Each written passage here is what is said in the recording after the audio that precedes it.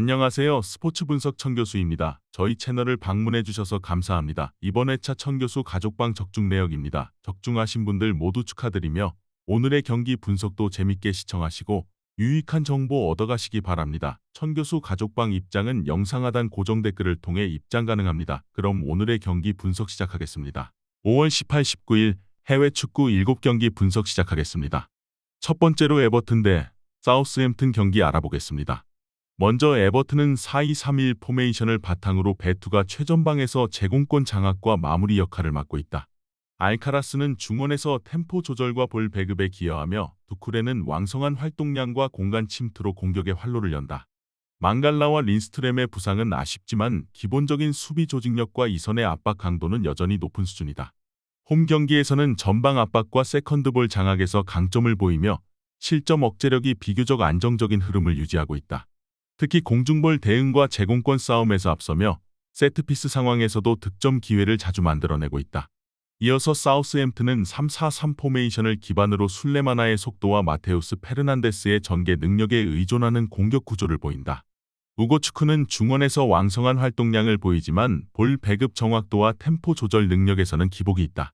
수비 라인은 바주누 골키퍼와 워커 피터스의 이탈로 인해 커뮤니케이션과 커버 범위에 혼선이 생기고 있으며 좌우 수비 밸런스가 무너지는 장면이 자주 발생한다.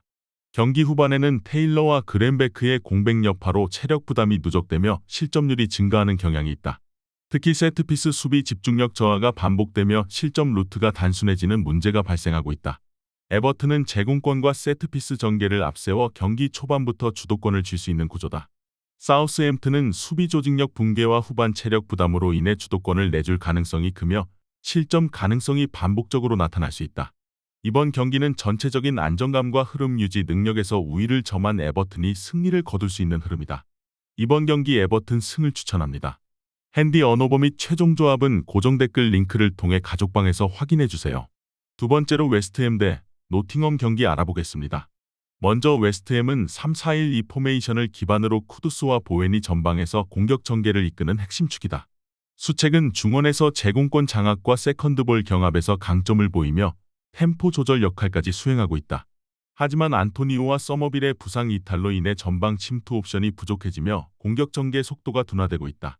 특히 풀백과 중앙 수비 간 간격이 벌어지는 장면이 잦아지며 측면 공간이 반복적으로 노출되고 있다. 중원 압박 강도가 떨어지면서 점유율을 내주는 흐름도 나타나고 있어 전체적인 경기 주도권 유지에 어려움을 겪고 있다.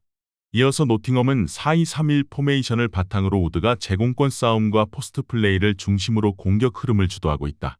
엘랑가는 측면에서 빠른 돌파로 상대 수비 뒷공간을 공략하며 깁스 화이트는 중원과 이선을 연결하는 중심 역할을 맡고 있다. 다수의 부상자가 있는 상황에서도 수비 조직력은 안정적으로 유지되고 있으며 전방 압박의 응집력도 향상된 흐름을 보인다. 최근 경기에서는 빠른 전환 플레이와 높은 효율의 유효 슈팅으로 상대 수비를 흔들고 있으며 후반 체력 분배에서도 이점이 있다. 특히 세컨드볼 장악과 압박 유지 능력에서 강점을 드러내며 실점 최소화 흐름을 유지 중이다. 웨스트햄은 전방 자원의 이탈로 인해 공격 전개가 막히고 있으며 수비 조직력도 전반적으로 흔들리고 있다. 노팅엄은 압박 유지력과 빠른 역습 구조를 기반으로 경기 흐름을 주도할 가능성이 높다. 이번 경기는 템포와 압박 효율에서 앞선 노팅엄이 승리할 수 있는 명확한 그림이다. 이번 경기 노팅엄 승을 추천합니다. 핸디 언어버 및 최종 조합은 고정 댓글 링크를 통해 가족방에서 확인해주세요. 세 번째로 브렌트퍼드 대 풀럼 경기 알아보겠습니다. 먼저 브렌트퍼드는 4-2-3-1 포메이션을 기반으로 위사가 전방에서 제공권과 침투 능력을 바탕으로 공격 흐름을 주도하고 있다. 샤데는 측면에서 빠른 돌파와 컷신으로 공간을 만들어내며 담스고르는 이선에서 유기적인 패스 연계를 통해 전개 중심 역할을 수행 중이다. 아에르, 야넬트, 다실바 등의 부상은 아쉽지만 홈에서는 중원 압박 강도와 공격 템포에서 확실한 우위를 점하고 있다. 특히 좌우 풀백의 적극적인 오버래핑과 중원의 세컨드볼 회수 능력이 살아나면서 세트피스에서도 위협적인 장면을 자주 만들어내고 있다. 수비진은 제공권 방어와 커버라인 조율이 안정적이며 빠른 전환 상황에서의 응집력도 회복세를 보이고 있다. 이어서 풀럼은 4-2-3-1 포메이션을 바탕으로 히메네스가 최전방에서 활로를 열고 있지만 전반적인 전개 흐름은 더디다. 이워비와 스미스 로우가 이선에서 탈압박과 패스를 시도하고 있으나 최근엔 중원 템포 유지와 볼 배급에서 불안정한 장면이 많다. 무니스, 루키치, 리드, 넬슨 등 핵심 중원과 측면 자원들이 대거 이탈하면서 전체적인 밸런스가 붕괴되고 있는 상황이다. 특히 수비 전환 시 간격 유지가 느려지고 있으며 측면 압박도 약해 상대의 윙플레이에 쉽게 공간을 허용하고 있다. 최근 원정 경기에서는 수비 집중력 저하로 인해 후반 실점 비율이 높아지고 있으며 공격 전환 시 연결 단절 현상도 반복되고 있다. 브렌트퍼드는 빠른 측면 전개와 압박 강도를 바탕으로 경기를 초반부터 주도할 가능성이 높다. 풀럼은 전개 완성도와 수비 밸런스에서 취약점이 뚜렷하며 후반으로 갈수록 실점 가능성이 커진다. 이번 경기는 전체 흐름과 템포에서 우위를 점하는 브렌트퍼드가 안정적인 승리를 가져갈 수 있는 구조다. 이번 경기 브렌트퍼드 승을 추천합니다. 핸디 언어버 및 최종 조합은 고정 댓글 링크를 통해 가족방에서 확인해주세요.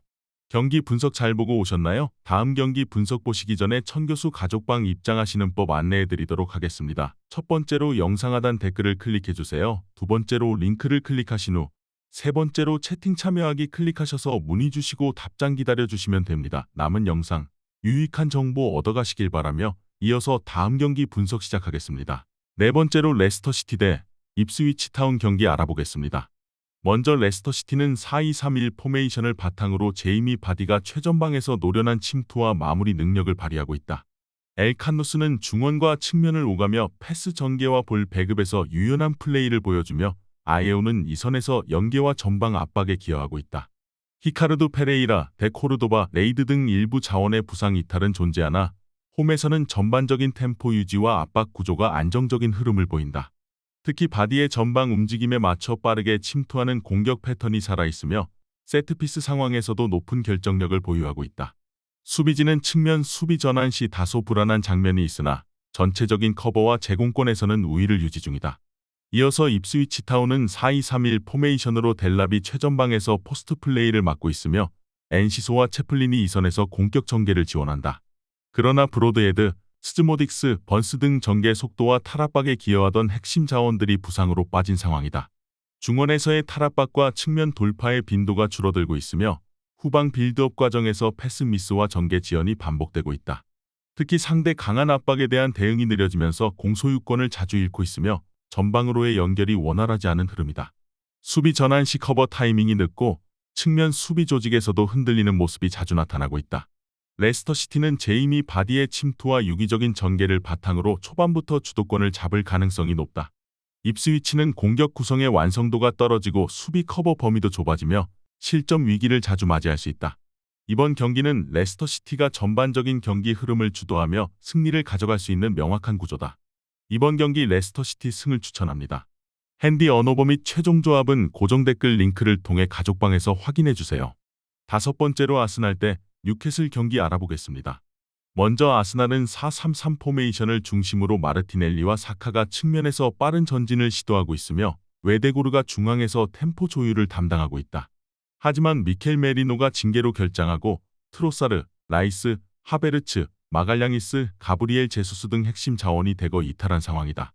이로 인해 중원 압박과 이선 전개가 평소보다 느려졌으며 후방에서의 빌드업 안정성에도 불안이 생기고 있다. 홈이점을 바탕으로 높은 점유율을 유지하려 하겠지만 결정력 부족과 세트피스 완성도 하락이 공격의 제동 요소로 작용하고 있다. 특히 후반 체력 저하 구간에서는 라인 간격이 벌어지며 공간을 내주는 장면이 반복되고 있다. 이어서 뉴캐슬은 3-4-3 포메이션을 기반으로 이삭과 고든이 전방에서 빠른 침투와 연계 플레이를 이끌고 있다. 토날리는 중원에서 패스 조율과 탈압박에서 기여하고 있으나 조엘링톤, 윌록, 트리피어 등 주전급 자원의 대거 부상은 조직력에 영향을 미치고 있다. 특히 수비 라인에서 보트만과 타겟의 이탈로 인해 빌드업 속도와 측면 커버 범위가 좁아지는 문제가 발생하고 있다. 다만 강한 압박과 세컨드볼 장악력은 유지되고 있어 상대의 빠른 전개에 효과적으로 대응하고 있다. 경기 후반부로 갈수록 전방 결정력에서 흔들리는 모습이 반복되며 마무리에서 아쉬움을 드러내고 있다.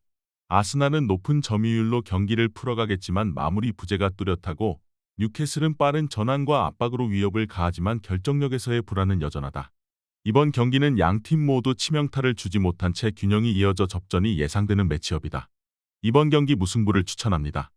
핸디 언어버 및 최종 조합은 고정 댓글 링크를 통해 가족방에서 확인해주세요. 여섯 번째로 바르셀로나 대 비아레알 경기 알아보겠습니다. 먼저 바르셀로나는 4-2-3-1 포메이션을 바탕으로 높은 점유율과 짧은 패스를 통한 전개를 선호한다. 레반도프스키는 최전방에서 제공권과 결정력을 겸비한 스트라이커이며 하피냐는 우측에서 돌파와 슈팅을 겸하는 전개를 펼친다. 다니 올모는 중앙에서 탈압박과 전환 플레이에 능해 전체 흐름의 중심 역할을 맡고 있다. 전체적으로 공격의 템포가 빠르고 미드필더진의 압박 능력도 우수해 볼 탈취 이후 빠른 역습 전개가 가능하다. 이어서 비아레알은 동일한 4-2-3-1 포메이션을 사용하지만 전개 속도보다는 공간 활용에 초점을 맞춘 스타일을 구사한다. 아요세 페레즈는 드리블 돌파와 마무리 능력이 있고 예레미 피노는 좌측에서의 1대1 돌파를 기반으로 기회를 창출하려 한다.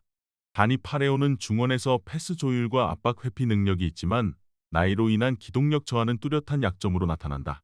특히 라울 알비올과 바리의 부상 이탈로 인해 수비 조직력이 흔들리고 있으며 포백 간격 유지와 세컨드볼 대처 능력이 떨어지는 상황이다. 비아레알은 수비 중심축이 흔들리며 빌드업 과정에서도 실수가 많아지는 흐름이다. 바르셀로나는 템포와 압박 모두 우세한 상황으로 박스 근처에서의 결정력 차이까지 감안하면 승리 가능성이 높다. 특히 전개 속도에서의 차이가 뚜렷하게 드러날 경기다. 이번 경기 바르셀로나 승을 추천합니다. 핸디 언어버 및 최종 조합은 고정 댓글 링크를 통해 가족방에서 확인해주세요. 마지막으로 세비야 대 레알 마드리드 경기 알아보겠습니다. 먼저 세비야는 4-2-3-1 포메이션을 기반으로 측면 돌파와 미드필드 압박을 중심으로 경기를 풀어나간다. 알바로 가르시아는 최전방에서의 연계와 제공권 싸움에 능하며 루케바키오는 우측에서 속도가 믿는 돌파와 크로스로 위협을 가한다. 삼비 로콩가는 중원에서 탈압박과 패스 조율에 관여하지만 수비 부담이 가중되며 실수가 늘어나고 있다. 후안루 산체스가 징계로 결장하는 가운데 수비진의 대체 자원 역시 경기 감각에서 불안 요소가 있다. 전반적으로 후방 빌드업이 단조롭고 공격과 수비 간격이 벌어지는 장면이 많아 후반부로 갈수록 조직력이 무너지는 패턴이 반복된다. 이어서 레알 마드리드는 4-4-2 포메이션을 바탕으로 공격적인 전환 플레이와 전방 압박으로 경기를 주도하는 팀이다. 음바페는 최전방에서 폭발적인 스피드와 결정력을 겸비한 핵심 자원이며 빌런은 좌우측을 오가며 공간 창출과 연계에 능하다. 모드리치는 여전히 중원에서의 전술적 중심축 역할을 수행하며 경기 템포 조절과 패스 연결 능력이 돋보인다. 부상자 명단이 길지만 리디거를 제외한 핵심 전방 자원들이 가용 가능하며 로테이션 자원들도 경기 감각이 유지되고 있다. 중원에서의 강한 압박과 빠른 측면 전개를 통해 세비야의 수비 라인을 흔들 수 있는 전술적 우위를 갖춘 상황이다. 세비야는 징계 결장과 부상 누적으로 인해 수비 조직력과 중원 압박 강도가 약화된 상황이다. 레알 마드리드는 다수의 부상자에도 불구하고 전개 속도와 공격 조합의 유연함을 유지하고 있으며 결국 템포와 압박에서 앞선 레알 마드리드가 경기를 주도할 가능성이 높다. 이번 경기 레알 마드리드 승을 추천합니다. 핸디 언어버 및 최종 조합은 고정 댓글 링크를 통해 가족방에서 확인해주세요.